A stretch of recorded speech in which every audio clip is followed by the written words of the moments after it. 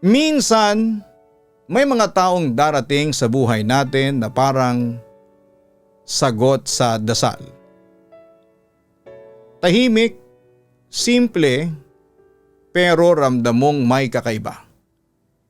Hindi mo alam kung saan kayo patutungo, pero alam mong gusto mong subukan.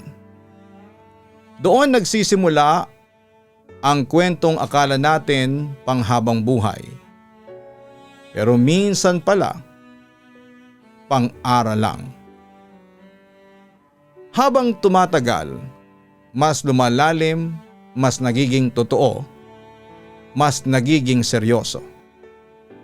Pero doon mo rin mararamdaman na hindi pala kayo pareho ng direksyon.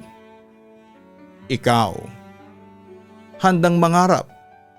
Samantalang siya, hanggang ngayon ay nag-aalinlangan.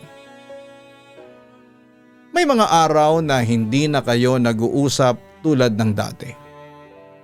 Hindi dahil may galit, kundi dahil may mga salitang hindi na masabi. At mas masakit pala ang katahimikan kesa sa mga salitang masakit. Mahirap bumitaw sa taong mahal mo.